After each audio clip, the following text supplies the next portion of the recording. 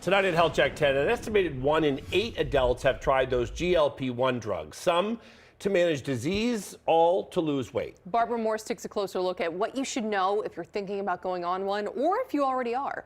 There is a group of people out there who are losing weight and not becoming healthier. Dr. Max Cohen is the director of the Medical Weight Loss Center at Care New England. He says GLP-1s are approved for someone who's considered obese. That's a BMI of 30 or more.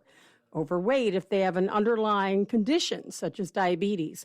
All of these weight loss medications require a prescription, but many of them are not taken under medical supervision. I think a lot of things can go wrong. That's why Dr. Cohen recommends close monitoring. One that I worry a lot about is lean mass losses, so that's things like muscle and bone. Those losses are hard to recover from, so prevention is key. Bone mass losses is a real signal that we're paying attention to. We have some literature so far that seems to suggest that, again, resistance training is really helpful to mitigate some of that. And then there's this. A recent study came out showing about 22% developed nutritional deficiencies by 1 year on a GLP-1 medication.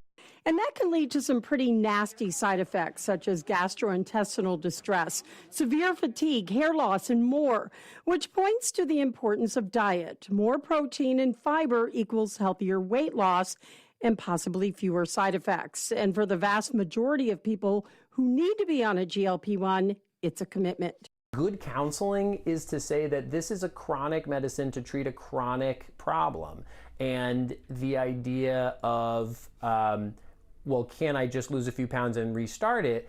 I think, unfortunately, really enforces a lot of biases that people bring in about their own ability to lose weight, that they feel like this is just a willpower issue. But the reality is weight loss is complicated, and it's not about willpower in a vast majority of the time. The patients that I see here are having a lot of multifactorial reasons for their weight problems, and they need that medicine long term to continue to preserve that weight loss that they've had great success with. Looking at those who've tried, then gone off a GLP-1. The data suggests that by 18 months, people will have regained all of the weight. Dr. Cohen will often look at what people are saying on Reddit to get more insight. Some people say if they inject in one part of the body, they actually get a different result than if they inject in a different part of their body, or they get a different side effect. It's an important signal for us to listen to, and I'm actually hoping to do a study on that in the coming months. After all, this class of drugs is still relatively new. It's only been in the last 5 years that it has exploded in popularity, especially as a weight loss drug. One thing is for sure, as more people report side effects, science can begin to try to keep up and make better recommendations as to who should be on them. The key to success, again, is commitment and working as a team with your doctor to help alleviate side effects. I'm Barbara Morse.